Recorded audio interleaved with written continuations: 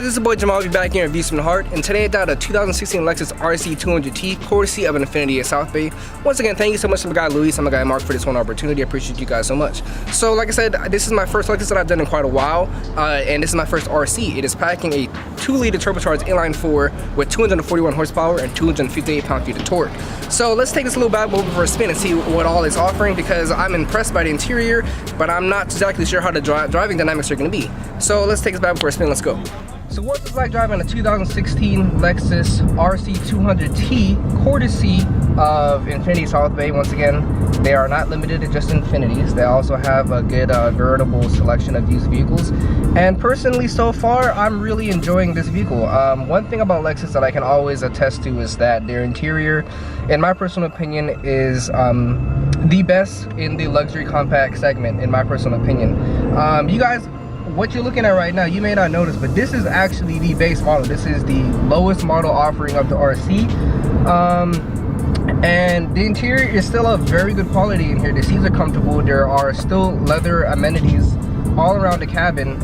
It's really comfortable and impressive, because I've seen you know, some things from its German contemporaries in particular, where the interior, you definitely see lapses in terms of price, and it's a little confusing to me, because the Lexus equivalents are usually almost always cheaper than their German counterparts, but yet they still tend to come with, in my personal opinion, a more luxury interior. And with that being said, though, while they usurp its competitors in the luxury department and the cabin interior amenities, Lexus in general tends to really falter when it comes to performance. Outside of their few exceptions, like, you know, like an LFA or something like that, when it comes to their general vehicles, they tend to lack in horsepower and overall refinement so far. But I am driving in sport mode, and this vehicle is packing a 2-liter turbocharged inline 4 with 241 horsepower and 258 pound-feet of torque. So clearly it's not that fast. I mean, to be completely honest, it's just barely adequate. It seems very lackluster when it comes to acceleration, which I'll demonstrate shortly, and it also is mated to an 8-speed automatic. Now, one of my pet peeves that I've always experienced in things that aren't BMWs, and I'm not saying that just because I'm a BMW fan, but BMW, in my personal opinion, tends to have the sweet spot when it comes to transmissions, namely because they utilize ZF 8 speeds and, you know, the previous ZF 6 speed in the E90 generation. And one thing that I was talking back to when it comes to competitors is that a lot of vehicles that I drive, their transmissions tend to falter in its just overall snappiness and responsiveness when it comes to shifts. Just recently, I did a Camaro RS with an 8-speed automatic, and the transmission responsiveness, even in sport mode, was deplorable. I would literally click the pedal and I would have to wait half a second to a second for it to shift. That is unacceptable in a performance-oriented vehicle. Now, this is more of a grand tour. This is not necessarily a performance vehicle per se, especially considering the fact that it is the 200T and it is the base model. It does not have, well, I mean, it would, a Prius would give this a run for the money from what I've experienced so far. But overall, like I said, it's not F-Sport, and so the infotainment system in the center, the gauge cluster, is not as unique or as eye-catching. I personally feel that Lexus has by far the most spectacular and eye-catching and just overall refinement when it comes to the gauge cluster, because in the F-Sport model, the gauge cluster moves when depending on what vehicle setting the vehicle is in, like a la Sport, Eco, whatever. When it's in Sport, the gauge cluster in the F Sport makes everything centralized and makes everything red, white and red, which I think is really cool. There's not many automakers that is willing to do that for whatever reason. Maybe they have some sort of patent that you know, causes things of that nature to not to be within the competition. But that's just my personal opinion. I think that especially when it comes to the F Sports, the Lexus has by far the best. This one is more mundane, because like I said, this is not the F Sport, but it's still doable. It's not as elegant, but there's not much shame in it. You know, it's doing what it needs to do. It's still pretty visible. Even in sunlight right now, I can still see overall what's going on. This is direct sunlight. Unfortunately, you may not be able to see. Maybe in the camera to my left, you might be able to see, but it's very visible and legible from my perspective at just now. And I should be able to demonstrate the speed or possible lack thereof in this car in a moment. Let me just hopefully have a breakaway. But overall, I'm impressed by the ride quality and the sound deadening in here. It's fairly quiet and it's very comfortable. So let me just remember, I am in sport mode. Okay, thank you. Okay, well, I mean, you know, it's I don't feel any grunt per se. You know, it's just kind of goes, if you will. Let me see if I can bring it down and see if I can shift manually. So I'm in 3rd gear. Let me see the responsiveness of transmission. Click. That was fast. Okay, that was fast. Okay, so this transmission shifts actually very fast. This is, like I said, what I was alluding to earlier. That was my personal experience and a lot of competitors. But I have to give it up. This transmission is doing what it needs to do. I was in 3rd gear, and literally the responsiveness compared to the paddle clicking was almost instantaneous. I am not personally sure if it is a ZF 8-speed automatic in here, but whatever transmission is in this vehicle, you are doing a good job so far. Please don't go, please don't go. Okay, of course you went. Of course, like, like, okay.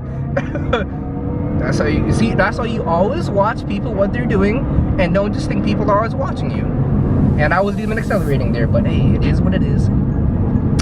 So with that being said, sorry, I kind of lost my train of thought because someone almost decided to kill themselves. But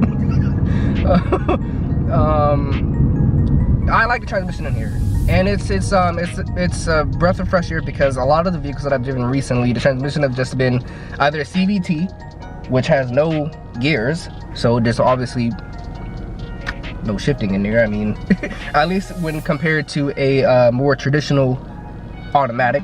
But again, like Mark, like I said, this is the base model, but yet when you look around, you still see nice instances of refinement. You have wood on the door panels and the door sills. You have leather here on the center armrest. The technology in here is incredible in the sense that you got touch up here. This is not a button. There's no indentation or anything like that. It's just literally touch. Like, that's very interesting and cool. Even over here when it comes to the temperature control, it's this line that is just literally completely touch based. Everything is touch in here for the most part, besides the well, again, this is the base model, so I'm very interested to see if this in the higher models is also a touchscreen. This one in here is not, and it does not have navigation. But overall, I'm impressed by how smooth it is, how comfortable it is, how fast the transmission shifts, and the steering feel, although light, it's not necessarily vague either. It's still somewhat communicative, despite it being, despite the fact that it feels very electronic.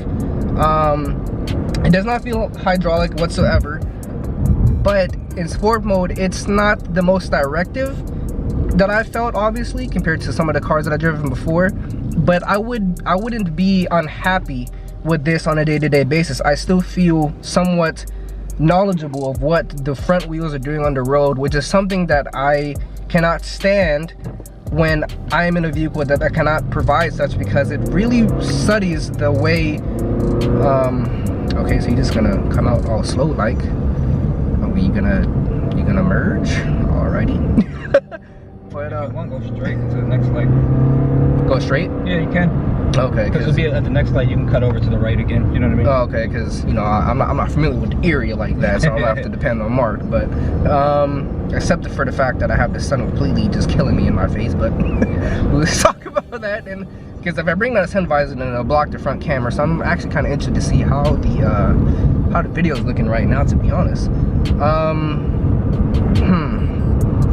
Sorry, it's like I'm going into heaven right now. I'm transcending into the depths. But overall, you know, honestly, for this vehicle, It's really ideal, even for my personal use. I would not be unhappy with this vehicle, but that does come with the price. Brand new, this is around like $51,000 to $60,000, and at that price, it becomes a little interesting to say the least. I feel like at that price, brand new, it needs to come with more horsepower. I feel like this should come with minimum 350 in my personal opinion. Jesus, I can't really even see. Okay, I can see now. I feel like at this price, brand new, it's just a little overpriced. And like I said, it's kind of scary because, like I said, this is base, and that price was reflective of the base price, starting at $51,000. But overall, let me see if there's a little. Oh, it's only one lane. Okay, well that's not ideal. Never mind. No acceleration shots here. But again, my closing thoughts would be that the transmission is fantastic in here. It's very responsive for an 8-speed automatic. It feels very BMW-esque, which is something like this needs to be in all vehicles, in my personal opinion. If your transmission is not fast and you have a performance-esque car, even if it's not directed to be performance-oriented, this is still a coupe. This is still an RCF, or no, sorry, not RCF, but it's still an RC car. And overall, that's very enticing because even though, again, like I said, this is not the fastest vehicle, the transmission makes it all the much more enjoyable. Okay, we got a straightaway here. So let me see, just see, that's just fast transmission shift. That's fast. That's actually I'm very surprised how, like, I don't know what sort of black magic sorcery is going on in this transmission right now, but literally it's ridiculously fast, and I'm amazed. I would not expect something to shift this fast in a vehicle that's not a performance-oriented first car. And a lot of people complain about the chassis of this vehicle because from my personal research, I've seen that this is not a homologated design. This chassis of the RC is something that is borrowed from like the IS and the GS, and is kind of discombobulated in a way that it's put together. So it's not like an all aluminum, all enclosed design that was made for this specific purpose. It was kind of brought together by different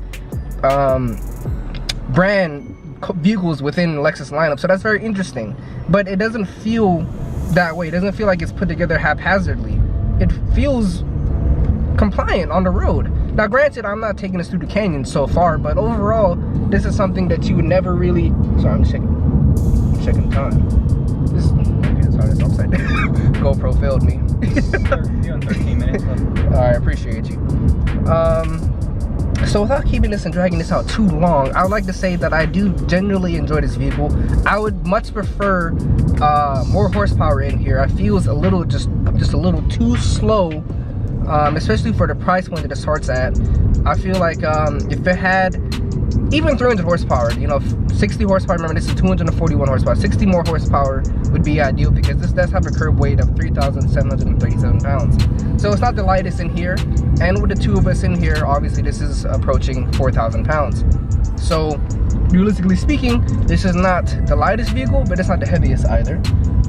The back seats, well, Mark can fit behind me while driving, but if you are 6 feet plus, you are no one can really sit behind you to say that. So it's in a pinch you have more storage space basically, and overall I would say that anyone would be happy with this vehicle contextually. If you're looking for something extremely fast or faster than this, you should look elsewhere. But if you're just looking for something that is a very, in my personal opinion, good looking car, a great interior, and I'm still astonished as to how this is the base of this vehicle, but yet the interior does not look base at all. It feels very premium, and I think that is a good marks from Lexus.